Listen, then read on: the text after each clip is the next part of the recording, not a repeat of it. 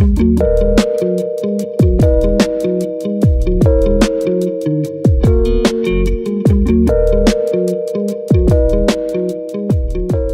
problème. Écoutez, moi, mon optique aujourd'hui, c'était vraiment de commencer par faire une présentation vraiment générale du projet. Qu'est-ce qu'on fait, d'où c'est venu, pourquoi je suis là aujourd'hui. Et ensuite, de centrer plus sur l'aspect technologique, parce que c'est un des gros problèmes qu'on a aujourd'hui, c'est qu'on dit intelligence artificielle. Et en gros, c'est le mot qu'on entend partout, tout le temps, sans avoir vraiment une grosse définition de qu'est-ce que c'est puis comment ça s'utilise, avec les défauts que ça peut avoir. Enfin, qu'en gros, ce sera pas mal les deux parties principales. Puis ensuite, si on a du temps, je peux vous montrer aussi une petite démonstration de ce qu'on fait. Actuellement, c'est un prototype, donc c'est pas forcément la chose la plus hallucinante à regarder, là, mais ça permet d'illustrer quand même comment est-ce qu'on met tout ça en application. Alors, pour la première partie, je trouve ça toujours important de revenir sur comment le projet est né. Et je sais que c'est très cliché, mais c'est né en grande partie à cause de cette petite fille-là. Ariane est une petite fille autiste, je connais bien sa mère. Et quand Ariane est née, il y a vraiment eu cette réflexion du côté de la mère de dire « Ok, je comprends rien à l'autisme, je fais quoi? Je choisis quelle intervention? C'est quoi l'autisme? Est-ce que je suis responsable de l'autisme de mon enfant? Est-ce qu'il y a des choses que je peux faire pour améliorer sa situation? Est-ce qu'il y a des choses que je dois éviter de faire ?» La mère d'Ariane est une personne qui est incroyablement douée pour chercher de l'information. Elle a fait absolument tout ce qu'elle pouvait faire. Sauf que le gros problème, c'est qu'aujourd'hui, si on va dans les statistiques, à peu près 82% des intervenants ne connaissent pas les dernières recherches. Ce qui va de personnes qui sont au courant de tout ce qui s'est fait jusqu'en 2015 et sont globalement à jour, mais pas dans les dernières années, à des personnes qui sont en retard de plusieurs dizaines d'années et qui utilisent malheureusement des interventions qui sont largement dépassées. Si on va chercher sur Internet, c'est une horreur. En tout cas, 80% des articles sont faux. Et là, on ne parle pas de simples informations qui sont un peu dépassées, on parle d'informations qui sont réellement erronées sur des choses relativement basiques. Ensuite, la source d'information numéro 1, aujourd'hui, sur notamment les familles de personnes autistes, c'est Facebook. Et autant j'aime Facebook pour plein de choses, autant d'un point de vue information de santé, c'est une horreur. En tout cas, dans le domaine de l'autisme, déjà, il y a une chambre de résonance sur plein de fausses nouvelles qui circulent. Mais plus que ça, il commence de plus en plus à y avoir des groupes qui visent spécifiquement les parents pour leur vendre des faux traitements et des fausses informations. Typiquement, les traitements de soigner votre enfant en arrêtant de manger du gluten ou enlever les métaux lourds dans le sang de votre enfant, c'est quelque chose qui en plus peut être dangereux, voire mortel. Il y a des entreprises qui se sont spécialisées dans essayer de vendre ça comme solution à des personnes qui malheureusement vivent beaucoup de désespoir. Merci. La mère d'Ariane a fait absolument de son mieux, sérieusement. Je l'ai vu aller pendant pas mal d'années. Le problème, c'est que malgré ça, elle n'a pas réussi à avoir les meilleures informations pour son enfant. Elle a eu de la chance. Elle n'a pas eu d'effets négatifs graves sur son enfant, c'est des choses qui arrivent. Par contre, elle a quand même perdu à peu près 40 000 $, ce qui est non négligeable. Et surtout, elle a perdu à peu près 4 ans de service pour sa fille qu'elle aurait pu utiliser différemment. Si on avait utilisé tous ces moyens pour pouvoir vraiment utiliser les meilleurs traitements avec elle, on aurait eu un impact beaucoup plus important. Donc, pour ce que je disais avant, c'est que on n'est plus dans la fausse information simplement parce qu'il y a des personnes qui, malheureusement, transmettent des informations sans vérifier sa qualité. On en a quelque chose de beaucoup plus grave, où des personnes créent volontairement de la fausse information. Comme je disais, les impacts pour cette famille, une fois de plus, on fait partie de ceux qui ont eu la chance de ne pas avoir de traumatisme, voire on a quand même eu des décès avec des faux traitements, donc des choses très graves. Mais même si c'est une famille chanceuse, entre guillemets, le coût d'opportunité au niveau financier, au niveau du temps perdu, au niveau de l'espoir perdu dans le système de santé est absolument majeur. Là, je vous prends l'exemple de l'autisme, mais c'est un exemple, moi je fais mon doctorat en psychoéducation, on retrouve ça partout dans le domaine psychosocial. Cette statistique, 82% des intervenants ne se basent pas sur les meilleures pratiques, c'est pas que en autisme. Ensuite, une fois de plus, c'est pas une critique contre les intervenants, il y a une raison pour ça. Mais c'est une statistique qu'on retrouve quasiment dans tout le domaine. D'autres statistiques qui, moi, personnellement, m'avaient traumatisé, c'est que l'un des impacts qu'on a là-dessus, c'est qu'aujourd'hui, c'est à peu près 70% des personnes dans le domaine de la santé mentale qui ne reçoivent pas les meilleurs traitements. Donc là, on part soit de personnes qui reçoivent des traitements complètement inutiles pour leur situation, soit des personnes qui reçoivent des services qui ne correspondent pas à leurs besoins. Et pire, on a à peu près 86% de la recherche du domaine qui est juste jamais utilisée. Ça, c'est une des choses qui continue de me traumatiser complètement du fait qu'on coupe de plus en plus dans le transfert de connaissances. Ça veut dire qu'à peu près 9 recherches sur 10 disparaissent dans une base de données et vont sans doute jamais être lues et encore moins mises en application. Il y a beaucoup de raisons à ça, que ce soit des raisons au niveau systémique, enfin il y a énormément d'aspects, mais l'un des problèmes qu'on a, c'est simplement la masse d'informations. Uniquement en santé mentale, puis là je parle uniquement de PsycInfo, une des bases de données sur lesquelles on se base, uniquement en anglais, on est à 3000 articles par jour. Enfin que, ne serait-ce que les lire, prendrait pas mal de journées. Et en plus, si on rajoute la dimension qu'il faudrait les traiter, en évaluer la qualité, synthétiser tout ça, c'est devenu quelque chose qui est complètement impossible à faire. Seulement sur le domaine de l'autisme, j'avais essayé de faire un petit calcul rapide, puis on se retrouvait à quelque chose qui était 36 heures par jour de travail. Donc clairement, la solution de demander aux intervenants de le faire par eux-mêmes, comme on continue de le faire souvent, de on vous donne accès à des bases de données, débrouillez-vous, est devenu quelque chose de complètement irréaliste. À cause de ce temps-là qu'on prend pour traiter ces informations, on se retrouve avec quasiment 17 ans de retard dans notre système de santé par rapport à où est la recherche, au niveau des services sociaux. Nous, l'objectif qu'on aurait, c'est de passer de ces 17 ans à environ 4 minutes à l'aide de l'intelligence artificielle. Donc, autant dire que pour atteindre cet objectif-là, il fallait qu'on prenne une approche complètement différente que ce qui existe aujourd'hui, même de l'approche, par exemple, des gros organismes comme Cochrane, Campbell, qui font que miser sur de plus en plus d'humains pour essayer de synthétiser tout ça. La solution qu'on a essayé de tester au début, c'était vraiment de se dire, nous, ce qu'on veut, c'est créer une intelligence qui est capable de commencer par juste extraire l'information des articles, donc déjà nous dire ce qu'il y a dedans, évaluer la qualité, ça c'est mon sujet de doctorat, on pourra en parler, comprendre ce qui se passe dedans, donc réussir à raisonner dessus, du coup pouvoir individualiser les réponses aux personnes, et finalement pouvoir apprendre pour continuer. Ça, je vais pouvoir vous expliquer après comment est-ce qu'on l'a fait au niveau de chacune des étapes. Notre objectif vraiment à la fin, c'était de combiner l'information scientifique avec les informations sur l'individu. Et ça, ce petit graphique qui semble être l'un des moins intéressants de toute la présentation est absolument fondamental. Parce qu'aujourd'hui, ce qui se passe dans le domaine de l'intelligence artificielle, c'est qu'on essaie de relier des données de l'individu à des réponses pour pouvoir faire des prédictions. C'est vraiment tout le mouvement de l'apprentissage machine. Sauf que souvent, les informations scientifiques qui sont derrière sont moins utilisées pour cadrer cette réflexion-là. Ce qui veut dire que souvent on est en train de générer dans le système de santé ce qu'on appelle des black box, donc des systèmes où notre machine peut nous dire ça c'est le traitement qui va le mieux marcher avec cette personne. Pourquoi? On n'en a aucune idée. On sait que c'est vrai, mais on ne peut pas vous dire comment il arrive à cette conclusion, puis on ne peut pas analyser les raisons pour lesquelles ce serait le traitement le plus efficace. Ce qui pose un énorme problème au niveau de la transparence et au niveau de la responsabilité qu'on a. Notre objectif donc c'est de faire ça, puis on veut le faire sous forme d'un site web, d'une application qui permet justement de donner des informations qui soient rigoureuses, faciles, personnalisées et qui permettent d'amener à des décisions qui sont sûres et efficaces. Ça c'est une partie. Et qui ensuite permettent de faire un suivi, parce que c'est très intéressant de pouvoir vous dire voici l'approche A a 5 fois plus de chances de marcher que l'approche B pour vous.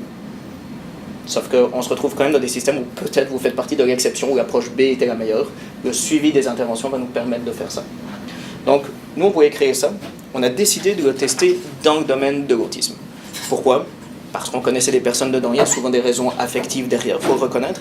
Mais aussi parce que c'est un domaine, quand moi je faisais mes recherches sur le transfert de connaissances, puis que je cherchais des exemples sur qu'est-ce qu'il ne faudrait pas faire ou des mauvaises croyances, à peu près 90% des exemples que je voyais venaient de l'autisme. On était comme, mon Dieu, qu'est-ce qui se passe dans ce domaine-là? On s'est dit au début, il ne doit sans doute pas y avoir beaucoup de recherches, ce qui est complètement faux. J'ai jamais vu autant de recherches dans le domaine psychosocial. Donc, on s'est dit, il faut vraiment qu'on aille explorer là. On a été rencontrer des gens, on a vu qu'il y avait un besoin majeur, et c'est pour ça qu'on l'a développé. Là, on a fait juste un premier prototype, et ça a été quand même assez impressionnant pour nous. On a juste lancé ça, et notre premier problème le premier jour, c'est que notre serveur a explosé. On n'avait absolument pas prévu qu'on ait 2000 personnes qui viennent le premier jour, ce qui est un bon problème. Il y a plein de raisons là-dessus. On a eu quand même une superbe couverture médiatique, on a eu beaucoup de soutien là-dedans, mais pour nous, c'était quand même une super démonstration qu'il y avait un besoin majeur. Ensuite, plus que ça, nous, ce qui nous a intéressé, c'est vraiment le retour des organismes. Quand tu as autant la Fédération québécoise de l'autisme qui vient de dire que tu réponds à un besoin au niveau des personnes, que le réseau national d'expertise, que des groupes de recherche qui viennent te dire que ce que tu fais répond à un besoin, tu dis ok, ça me rassure, je ne suis pas le seul qui pensait ça, on va continuer d'aller là-dedans. Là, notre prochain objectif, c'est justement de prendre le plan pour l'autisme, le plan gouvernemental autisme 2017-2022, qui est un volet transfert de connaissances, et c'est vraiment essayer d'utiliser cet outil pour pouvoir le développer, même au niveau gouvernemental. On verra si on y arrive, c'est notre objectif. Fait que là, je parle de l'autisme parce que c'est notre prototype. Sauf que, j'avais oublié, la santé mentale, c'est 25% de la population à n'importe quel moment. Maintenant, 25% de la population. Si on réfléchit au cours d'une vie, c'est évidemment beaucoup plus. Je ne connais plus les chiffres exacts, mais on commence à se rendre à quelque chose qui est plus de 50% de la population qui va vivre à un moment ou à un autre dans sa vie un problème de santé mentale au sens large. Donc, on parle de plusieurs milliards de personnes au niveau, justement, du monde, de façon générale. Donc, évidemment, pour développer ça, moi je suis doctorant en psychoéducation et intelligence artificielle. Il y a quelques années, je pensais à Terminator et à iRobot, mais ma maîtrise informatique est très limitée. Donc, on est une équipe, puis ça représente très bien le groupe qu'on est. Moi, je travaille en transfert de connaissances. Maryse est quelqu'un en sciences de l'information, parce que vous vous en doutez qu'il y a beaucoup de choses à gérer là-dedans. On a quelqu'un qui vient de Polytechnique pour aspect apprentissage machine. Maintenant, comme moi, je n'étais pas spécialisé en autisme, on a une personne plus spécialisée en autisme. Et comme vous imaginez que c'est une horreur à gérer au niveau de propriété intellectuelle, on a aussi quelqu'un qui nous aide là-dedans. Sauf que, ça c'est bien, c'est notre équipe de noyau. Autour de ça, on a évidemment des programmeurs, des personnes qui écrivent, etc. Et surtout, ce qui est plus intéressant pour nous, c'est qu'on est en train de développer des comités. Autant un comité scientifique d'un point de vue psychosocial, qu'un comité technologique d'un point de vue informatique, qu'un comité éthique, qu'un comité de représentants des usagers, parce que on a une responsabilité. Oui, on a une responsabilité légale, sans aucun doute, mais on a une responsabilité éthique de dire, nous, notre objectif, c'est que notre produit fasse que votre vie aille mieux. Si on fait une erreur éthique à un moment quelconque et qu'on a empiré votre situation, là, on a un grave problème. Fait qu'on veut absolument s'assurer de ça. En plus, on développe de plus en plus justement des collaborations, parce que à un moment, nous, on reste un groupe d'étudiants extrêmement motivés pour développer ça, mais il y a des organismes qui ont développé une expertise encore plus grande que ce que nous, on a.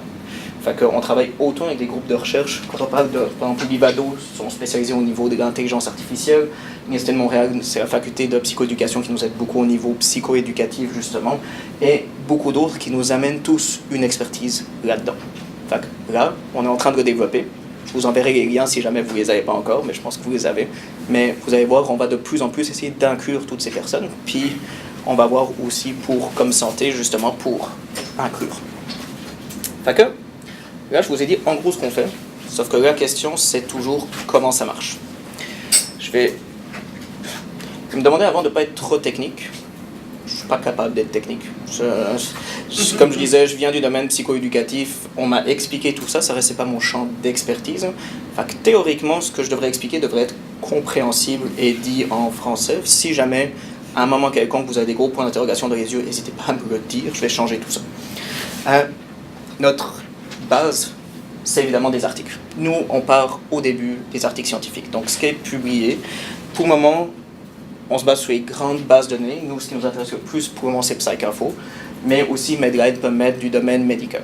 Alors, oui, c'est sûr qu'il n'y a pas toute l'information de bonne qualité qui se retrouve dans ces bases de données. Il faudra qu'on étende à un moment, mais pour le moment, pour développer notre première base, on se base là-dessus. La première chose qu'on doit faire, c'est se dire, OK, l'article que j'ai, c'est quoi comme article?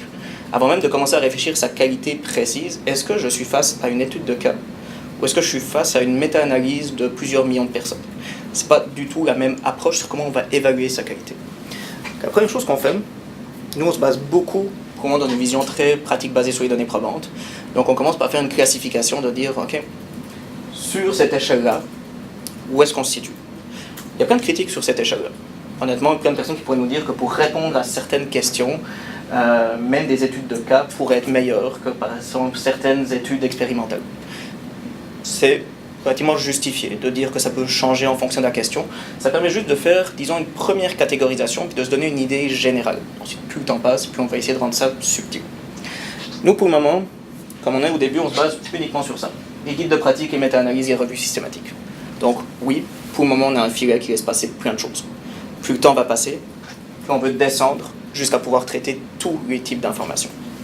Fait que ça nous dit qu'en gros, on a une revue systématique, une méta-analyse, un guide de pratique. Excellent. Si je prends l'exemple des guides de pratique, malheureusement, ils ne sont pas tous de bonne qualité. On a des guides de pratique qui sont absolument géniaux et qui sont vrais, que moi je recommande et qui sont la base sur laquelle je fais toutes mes interventions, et des guides de pratique qui, honnêtement, parfois on ne sait même pas qui l'a écrit ou comment ils l'ont écrit, donc que je déconseille de façon générale d'utiliser pour les personnes.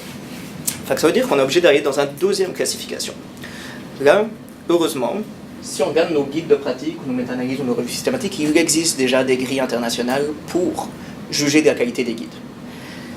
Par contre, le gros problème, c'est que si je prends Agree, qui est ce que nous on utilise dans les guides de pratique, il y a des questions qui sont faciles à gérer pour une machine, comme l'indépendance éditoriale, ce qui paraît complexe, mais qui en réalité est facile pour une machine, c'est regarde si les mots conflit d'intérêts, indépendance, etc. sont dans le guide de pratique. S'ils n'y sont pas, il y a déjà pas mal de chances qu'on n'ait pas ce critère-là. Mais il y a des critères qui sont extrêmement difficiles, comme par exemple celui qui dit à quel point est-ce que le guide couvre l'ensemble du domaine. C'est une question tellement subjective qu'on n'a aucune idée pour le moment de comment l'enseigner à la machine. On a quelques idées, on en est encore relativement loin, ça prendra sans doute encore 1-2 années pour pouvoir arriver à quelque chose qui soit satisfaisant avec elle. En fait, ce qu'on va faire, c'est qu'on va simplement lui transmettre les notes que nous on a données sur comment est-ce qu'on l'a obtenu, et petit à petit, en créant cette base de données, on va pouvoir enseigner à la machine de le faire de façon plus autonome. Mais un peu comme un enfant à qui on enseigne, on va devoir l'accompagner sans doute pendant une longue durée. Fait que ça, plus le temps va passer, plus on va réussir à obtenir un score sur une recherche pour pouvoir dire c'est une recherche de bonne qualité ou c'est une recherche de mauvaise qualité. Sauf que ça ne nous dit toujours pas ce qu'il y a dans la recherche. Donc l'autre chose qu'on va faire, c'est extraire l'information. Vraiment de dire cette recherche fait le lien entre quoi et quoi. Par chance, c'est quelque chose qui existe dans le domaine médical. Il y a un programme qui s'appelle Medical Recap qui est en train de se développer, c'est un exemple, il y en a d'autres qui existent, qui se sont développés pour aller, par exemple, dans le domaine de l'oncologie, dans tout ce qui touche le cancer, la radiologie, des domaines très structurés, puis de dire, OK, on va commencer à extraire des mots-clés et les relations entre eux. Ce qu'on veut faire, c'est de réussir à faire la même chose, mais dans le domaine psychosocial. Ce qui, évidemment, est un peu moins structuré que ce qu'on aurait, par exemple, dans le traitement du cancer, mais qui est finalement que l'adaptation d'une technologie, donc on avance vers ça. Si on fait bien notre travail, on se retrouve avec une information extraite et une information pondérée en fonction de sa qualité. Ça, c'est quelque chose qu'on peut ranger dans ce qu'on appelle des réseaux bayésiens. C'est en gros plein de concepts qui sont reliés entre eux par des données statistiques. Ça va nous dire que tel concept est relié à tel autre avec une probabilité, par exemple, de 0,85.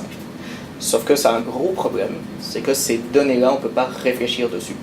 Quand ça me dit qu'il y a un lien entre tel concept ou tel autre, ça ne me dit pas si l'un prédit l'autre, si l'autre prédit l'autre, si on a une causalité, si on a une corrélation, si on a une comorbidité, peu importe. On n'a aucune idée de ce qui se passe là-dedans. Alors évidemment, au stade où on en est, on ne pouvait pas rentrer dans quelque chose d'incroyablement complexe, comme ce qu'on aimerait faire à long terme, de dire, maintenant qu'on est sûr qu'on a toutes les recherches dedans, dit que quelque chose est de bonne qualité pour tel objectif en fonction du nombre de recherches et de la qualité de chacune des recherches et d'autres facteurs, etc. C'est quelque chose que pour le moment, on ne pouvait pas rentrer dedans parce qu'on manquait de données. Mais on pouvait faire des règles simples, comme par exemple de dire, écoute, on a mis tous les guides de pratique internationaux. S'il y en a un seul qui dit que c'est un traitement à éviter, on va le mettre à éviter. Notre premier job, c'est de protéger les gens. Donc comme ça, on est sûr qu'il n'y a au moins pas de traitement dangereux qui se retrouve dans nos résultats de fin. Si on a des traitements qui, en gros, dans nos guides principaux, qu'on a pris comme référence, sont recommandés, ok, on va les mettre comme recommandés. On a notamment le guide de l'INES, on a des guides internationaux qui recommandaient certaines approches. Et tout le reste, qui reste notre majorité pour l'instant, c'est des traitements sans recommandation, pas forcément parce que notre machine est incapable de dire est-ce qu'ils sont recommandés ou pas, mais parce que la science n'est pas forcément rendue là sur ces traitements-là. Une fois que ça c'est fait, évidemment, il nous reste à faire des textes adaptés pour chacun, parce que donner juste une liste de chiffres et de caractéristiques à des personnes est totalement indigeste, et notre but c'est que ce soit utilisé par les gens.